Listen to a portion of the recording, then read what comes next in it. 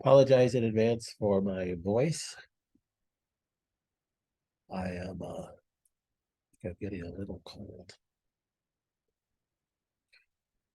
Okay, let's get started. Reminder to look at the members site for all announcements, all these changes in the laws that are attacking clinics like ours. This is very frustrating for us. I cannot begin to tell you how frustrated we are. But we just trust in the sovereignty of God and know that He's got a plan in all this, that we're going to be able to even help more people, hopefully. So please look at that for the announcements and the new legal things that are having to keep us doing everything over Zoom. We don't have any options. Obviously, we're closed on Monday. I do want to add a new protocol, only really a Zoom call. We're just discussing possible changes to protocol. And probably won't do that till maybe the end of January or February. So, but I want to know what days and times you guys would like for that. So please let me know if you want to do that. I don't know, maybe just this webinar, this Zoom call is just fine. Another reminder that you can join all our courses at any time you want.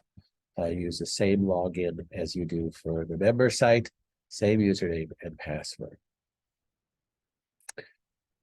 First question is this one. It just said information on cachexia. So this is the homepage. I just took a screenshot of the homepage, this right here, of the members only site. And this is what you have access to, how you access this Zoom call right now. We moved all our blog that used to be on our website is now only accessible through your private membership. So you be members of our, our quote unquote patients, but we can't use that term anymore. This is the legality that's going on in the practice of pharma medicine here. We pulled all our blog off of the web, meaning the public web. So public can't see our blog unless they do exactly the web address to get to it.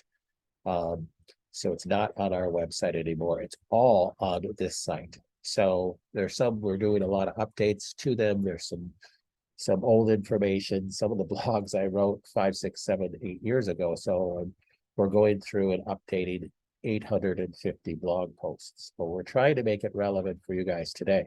How do you get to information on cachexia or information on, aromatase inhibitors or information on whatever you're looking for? On the member site, go to that little thing right there. Click on it. I can't click on it. This is just a screenshot. Click on that thing right there, and then you can put in whatever term you want, and it'll take you to somewhere on the site or the blog that has that. So if it doesn't take you to anything, I don't have anything on it, but I have several articles on cachexia and what things you could do for cachexia and helping gain weight if you're losing weight. So anything that you need to search for, start with that. I know who it is that wrote this question, so I'm going to answer it personally. And this is how you guys can ask questions. You can ask questions. And if it is really a personal question, then I will look up that person's plan and their protocol and everything. So let me read it so it'll help you understand it. You have a lot of my recent test information, Dutch tests, thermography done in December, blood work, much of which I don't understand as it applies to my condition. I just need your opinion on whether I need to make changes or continue with what I have been doing. So this is the real question right here. I just need to know. So the answer to that question is I looked at all that data, and I think you should just stay on what you are doing. Don't make any changes based upon that information that you sent me. Second question is, I was also wondered about doing a breast ultrasound coming up in February. Haven't done one for 7 months since the last one. Yeah, I think that would be a good idea. This person was doing breast ultrasounds, I think, every 3 months, and we pushed them out to every 6 months or so. I think it'd be a good idea. Yep. I think that would be a plan, get that ultrasound done. All right. Next question. I'm taking ivermectin and fenbendazole, passing what I think is parasites. This person sent me pictures too. While during this, having lots of cramping. Is there a binder I need to take, or is there a protocol I'm doing taking care of detoxing all of this?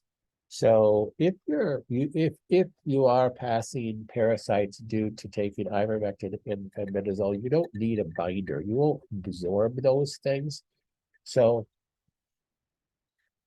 a binder is in terms of a nutritional binder that this person is talking about is something that will grab onto stuff in the colon. So it's a supplement that you take, like activated charcoal or some sodium alginate, bentonite clay. These are all different binders that will just grab onto things in the gut. Typically, binders, by definition, you don't absorb them, they stay in the gut, grabs onto things in the gut and just holds onto them so that you don't reabsorb things.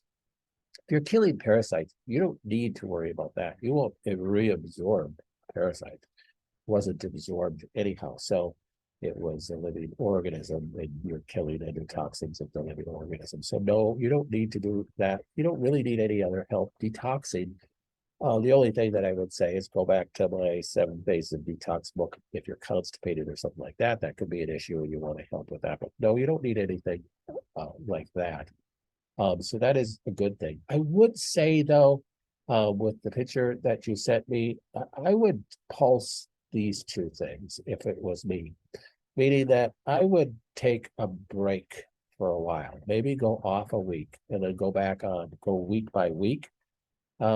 So understand that concept, everybody. And we do have an article, pretty sure, about what that means when I say the word pulse. So when you pulse a supplement, you are giving it a break. So pulse or pulsing supplements would be going, like, let's say you've been taking something daily for a period of time, and there can be a good idea of taking a break, like dropping it down to, taking a weekend off. So you're on 5 days on, and then 2 days off. That there's nothing wrong with doing that. There's nothing wrong with, especially with like ivermectin and fenbendazole, going off a week and going back on again. Just giving your body a little bit of a break to kind of reset. That's what pulsing supplements. Pulsing, wouldn't do that with a prescription medication, but you could do that with something that you're taking for more supplemental, and ivermectin and fenbendazole will fall into that category too. Why does the room smell different when the rifle is on? I think it's smelling like ozone. Does the machine create ozone, thus depleting oxygen in the room? The answer is yes, the Rife machine does create ozone. Really, mainly if you have the QX2 bulb. You're really not going to create ozone with the regular, the bulb that you guys have, the hammer bulb. But if you have the QX2 bulb, you are creating static electricity with the back plate on it, and you will create ozone from oxygen. You are not going to be depleting oxygen in the room. The level of ozone that you're creating is minimal. Matter of fact, it's not even really therapeutic. That's because that's not what you're trying to do. But you will create a little bit of ozone. You'll have a little ozone smell to it. There's nothing wrong with that. It's not depleting oxygen in the room. Comment on back to this question. Would I take ivermectin and fenbendazole at the same time, or take one, then different days, take the other? No, I would, whatever you're doing now, go off for 3, 4, 5, 6, 7 days, both of them, and then go back on to your same frequency that you were. So give a break to both of them, so that your body can just kind of reset for both of them. Information on itching skin. You can still search things like that, itching skin on this. Quite confident I don't have an article on itching skin. So let's talk about itching skin. There are certain cancers that do cause, matter of fact, some people are diagnosed with cancer because they get super itching. And the reason why that would be is if you have an increase in bilirubin. So bilirubin is the breakdown of red blood cells, and it is excreted through the bile duct. So some cancers can cause an increased breakdown of red blood cells and an increased bilirubin that way. Some other cancers can cause a blockage of the bile duct. So the most common cause of increased bilirubin, which would cause jaundiceness and itchiness of the skin, can start with the lower extremities and then upper extremities. I have talked to people who were diagnosed with lymphoma or leukemia or bile duct cancer or pancreatic cancer because they had this incessant itchiness. They were itching so bad that their legs were bleeding. And that's how they figured out something was wrong with them. That's what brought them to the doctor, went to their regular GP, did some tests, and the cancer was discovered. When a person already has a diagnosis of cancer, can there be other reasons for itchiness of the skin? Yes, there's lots of other reasons. So we don't want to think that it's always because of an increased bilirubin. If the person doesn't have any level of jaundiceness, their eyes are nice and white, their skin isn't yellowed at all, then it's quite possible it has nothing to do with what I just said. You could have itchiness of the skin because of a decreased fat consumption, because it's really dry outside or in the middle of the winter and very cold weather, and you need to like start taking some coconut oil or something like that orally. So there's other possible reasons for itchiness of the skin. Dehydration is one possible reason. I'm just going off the top of my head, but you want to dig always to the reason why. So but when you have cancer, you do want to look at, could there be a blockage in the bile duct? Because many cancers could cause a blockage in the bile duct, even breast cancer or prostate cancer, any cancer, most common area of metastasis for any cancer is the liver. And if it's happens to metastasize right near the common bile duct, it could cause a blockage in the bile duct, and that could increase bilirubin and cause itching of the skin. And depending on your tone of your skin color, you might not notice the jaundice. So you really want to look at the whites of the eyes. If the whites of the eyes are nice and bright and white, then it's maybe not that. It could be one of the other possible reasons I talked about, but if you're jaundiced at all and you get yellowing in the whites of the eyes, you definitely want to get into your oncologist to get a scan done of your liver and bile duct. I've been using the right since January 2020. The left kidney tumor has been growing slowly from 2.5 to 5 centimeters now. It seems this protocol is not effective.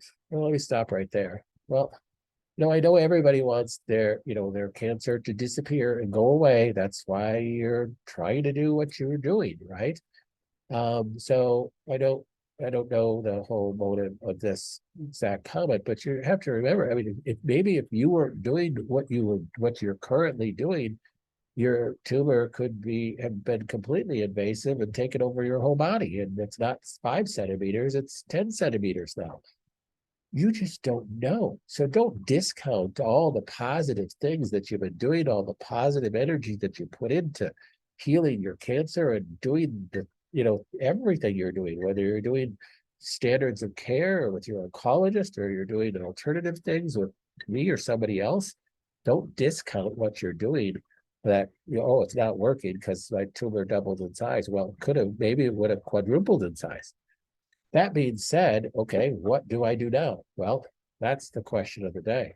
You could try some different protocols. You could try some different things. I know this person has tried a lot of different things and is doing a lot of um, uh, things currently. You do have to think about using some standards of care. So I know this person is because um, they're answering their question right here. Is surgery possible?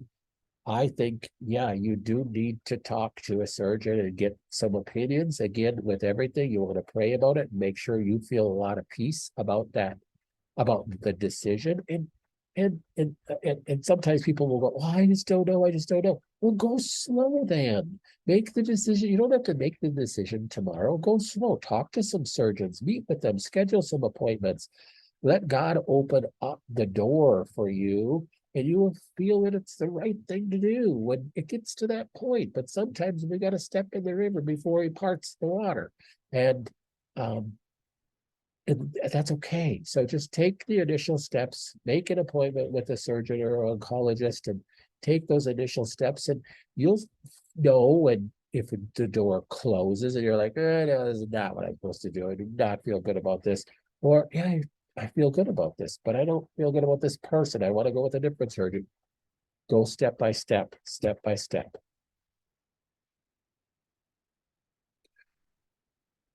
Okay, long question here. I see that the Founders Clinic website states that you're no longer practicing. Yes, our website states that I am no longer practicing because legally, I was never practicing. But that's one of the things the board is coming up against us and other people about, is that we're practicing. So I had to put that on the website that we're not practicing. Okay, so that's that. So it's just everything that we've been talking about. This person has been on the Zoom calls. But just go back to what we were talking about way back here about just the different changes in the laws starting in November that and that really affected us, with this final ruling in the state of Minnesota in December, that we just have to really keep everything to Zoom calls. There are there two subs, or are these two subs okay for me? Resveratrol and decaf mega green tea extract by Life Extension. Hold on, I gotta get a drink. So the answer to this is those two products, those two nutrients are totally good for you. Um, Life Extension's resveratrol is just fine. If that's what you have at home in the cupboard, that's just fine. Life Extension's decaf mega green tea extract is not a superior product. That's a very inferior product, in my opinion. I've said over and over that green tea extract is the most tainted nutrient on the market of all supplements that exist. There's only a few companies that I would recommend that you get your green tea extract from. And the number one company is the US Enzymes brand. It's called TVgo. So TVgo from US Enzymes is the far superior green tea extract. They are the most anal company in testing their green tea extracts. I visited their factory multiple times. They are the most pure of all the products out there. US Enzymes across the board are the most pure products of any supplement company. And green tea extract is the thing that you have to be the most careful about. Number 3, oncologist said I could probably have a lumpectomy instead of a mastectomy. Well, that is fantastic news. I hope the surgeon agrees. Well, again, if you don't feel comfortable about the surgeon, if they don't agree with that, you can find another surgeon and talk to somebody else. That's booked in January. We'll be praying for you about that.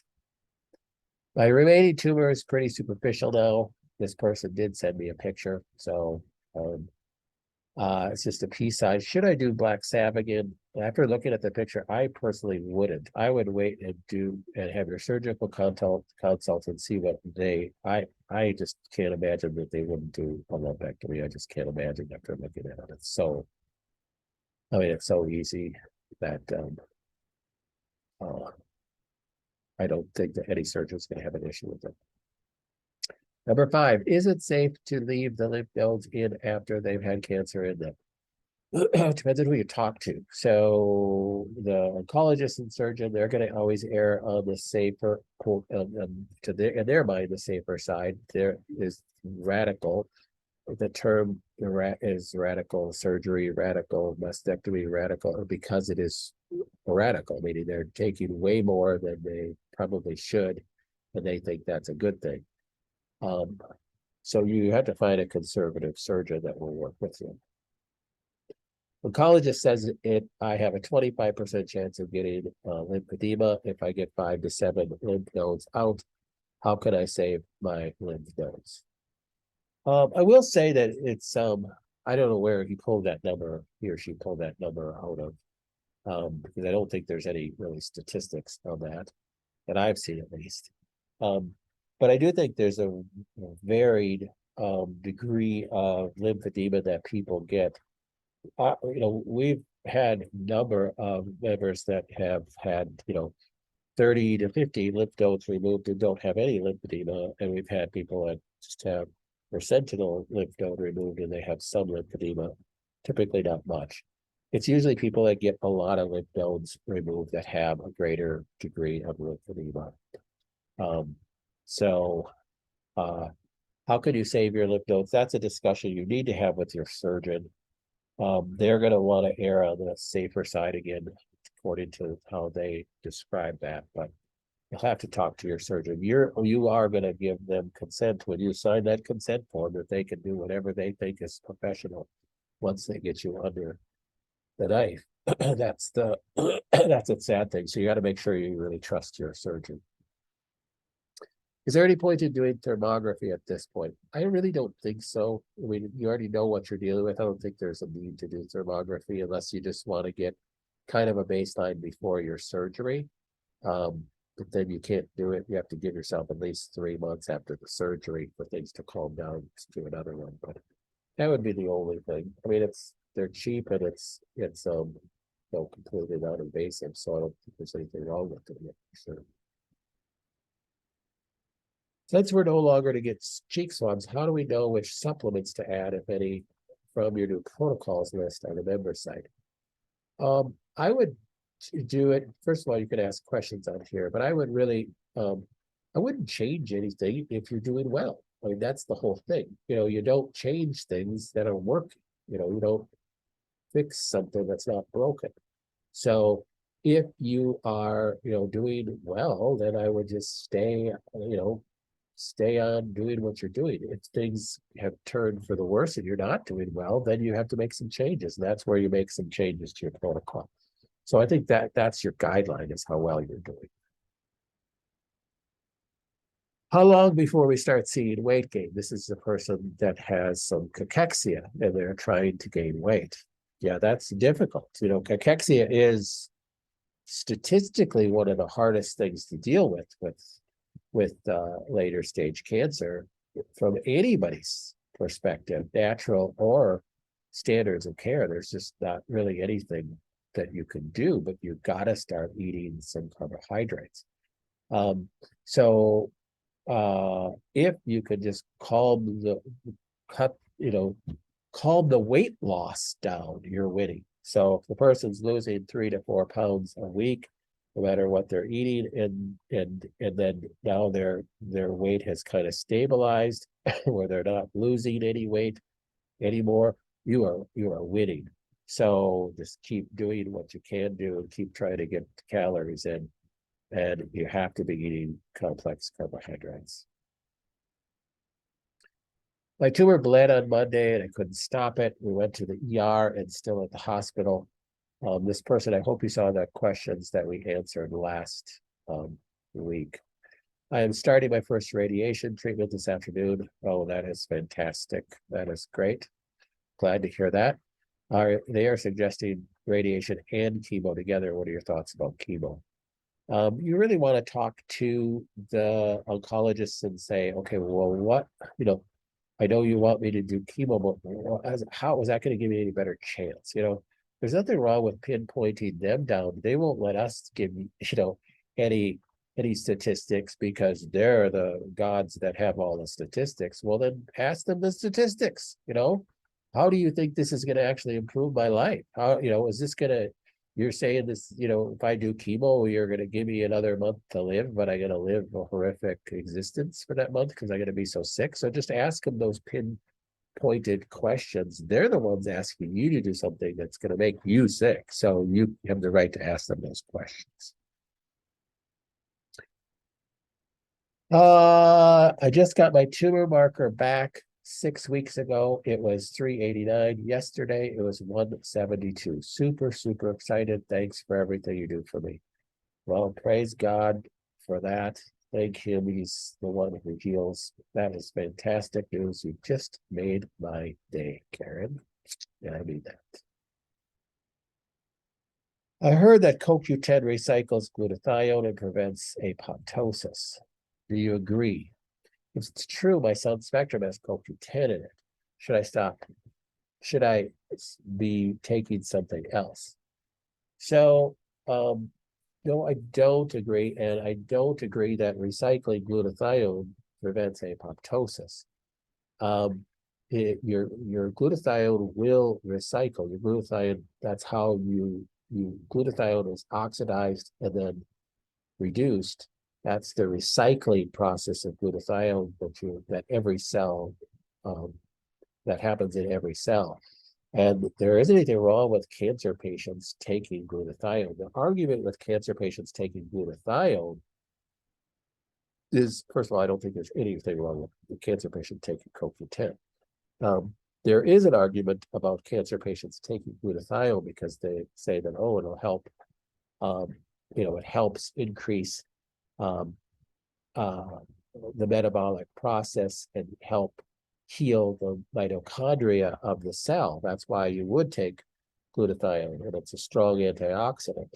It's the number one intracellular antioxidant. So if a person is doing chemotherapy, I would agree. It's probably not a good idea to be doing glutathione, taking glutathione if you're doing chemotherapy. Same the reason why you wouldn't do antioxidants like alpha lipoic acid or vitamin C while you're doing chemotherapy. But if you're done with chemotherapy or you're beyond the 48 hours after chemotherapy infusion, I don't see any harm in trying to protect your healthy cells by giving them the ability to detoxify a poison. That's what an antioxidant does. That's what glutathione does for your cell. For protein, I use Orgain plant protein. Could this be feeding my tumor? Yes, it could. So this person has a pancreatic tumor that does feed off of animal proteins, but any protein could feed the tumor. So so the question really is why would you want to take protein? Why do you want to take a protein powder?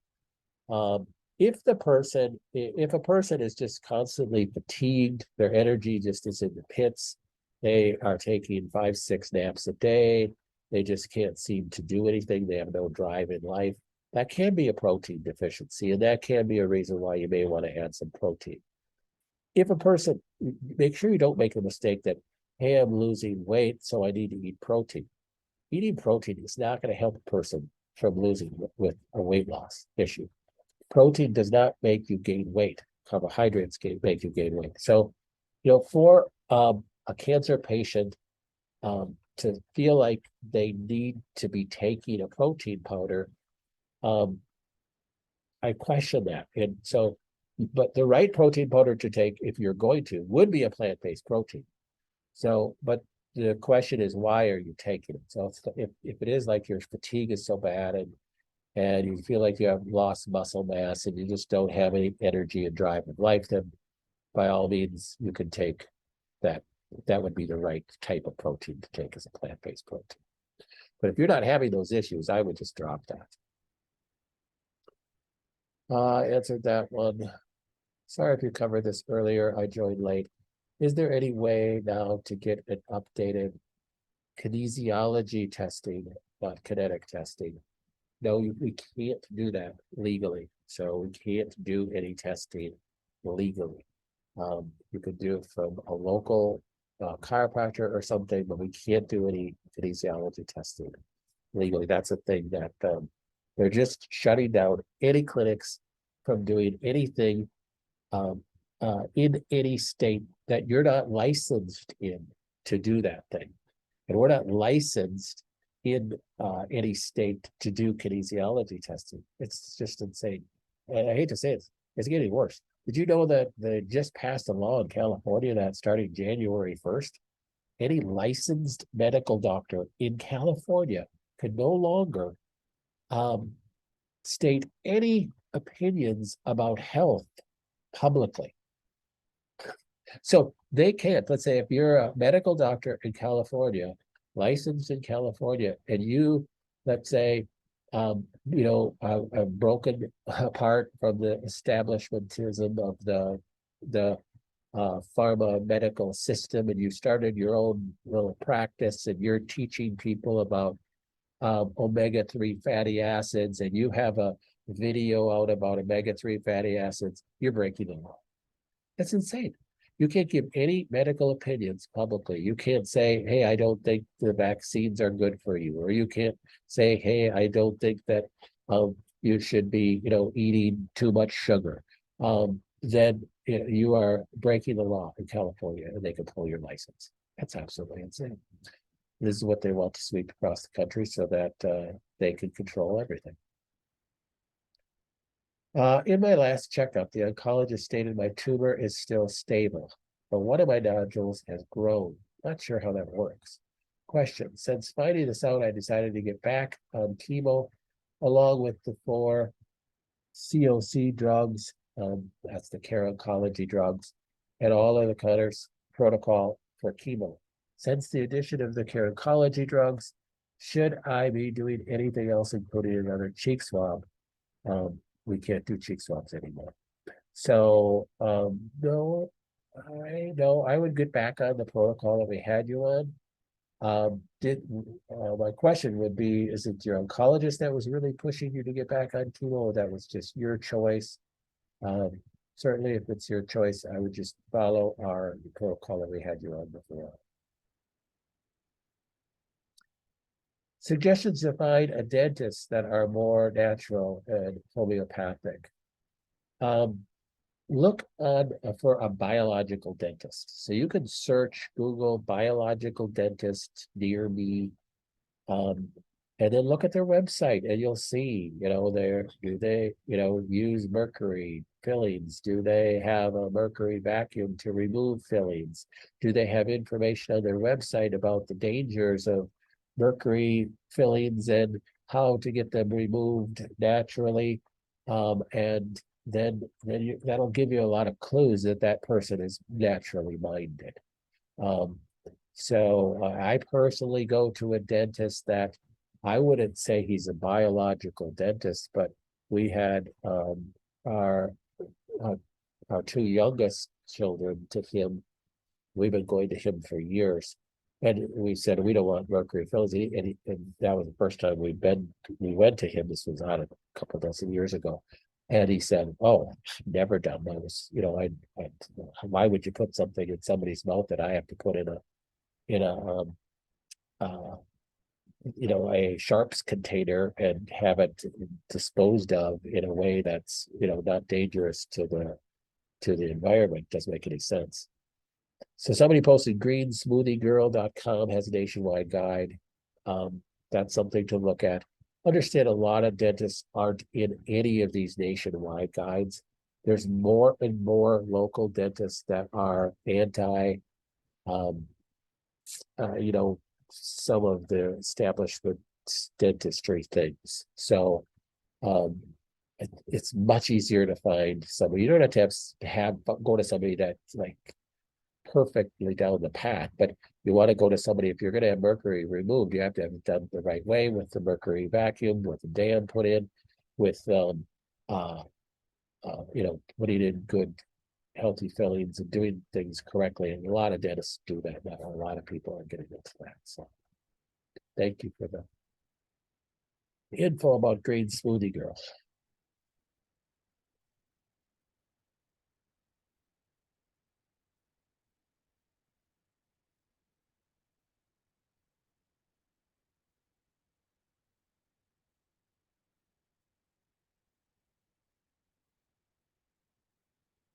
Any other questions?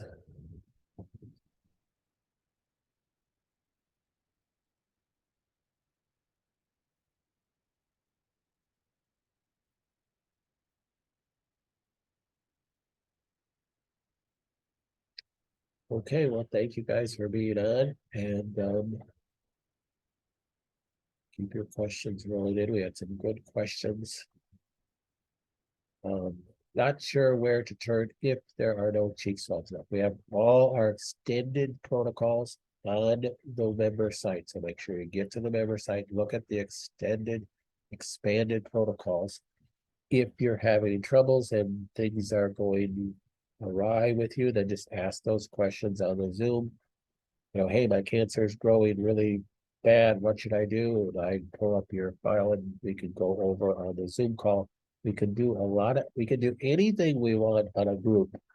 Um, and I get it if you're asking a question on the chat and everybody can see your name and you don't like that.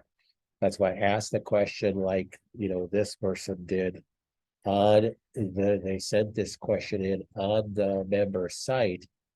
And so did this person. They sent me their information, sent the question on the member site. It's legal for me to talk about them specifically on a group Zoom call because it's all educational. We're educating a group. That's the legality of it. Is it ridiculous? Yes. Is it criminal? I think, yeah, I think it is. It's just sick that we have to do things this way and that they're think that they can control what you can receive by your own volition. But this is what we got to do. Um, so ask the question. So now it's anonymous. Nobody knows who this person is but me. So should I hold off on coffee enemas since these make the bleeding worse? The parasites. Yeah, I would too. I'd pause that as well. Um, and pulse that as well. You're doing so well in so many other ways. Let's just pulse that. Maybe just pause coffee enemas for a period of time. So, understand. I mean, I don't do coffee enemas anymore. I mean, I did a couple months ago. I did several days in a row, and a month before that. But then I probably went 6 months without doing a coffee enema. So it's I feel like I'm in remission. So I don't do them on a regular basis. I didn't do them on a very regular basis when I'm so sick I thought I was gonna die. So I there's nothing wrong with pulsing things like coffee enemas. I haven't done a sauna for a while. I was gonna do one today, but you don't want to make your treatment your God. And you want to, okay, you're doing this treatment to get better. Let's live your life, enjoy your life, follow what God has for you. And if things are, seem to turn for the worse again, then get back on your protocols and do what you're supposed to do and trust God for the answers again. All right, keep the questions coming in, and we'll see you guys next Wednesday. Again, and let me know on the blue question box on the member site if you want to do a protocol Zoom call. Maybe we'll do it once a month or something, but let me know. All right. Love you all, praying for you all. Bye-bye now.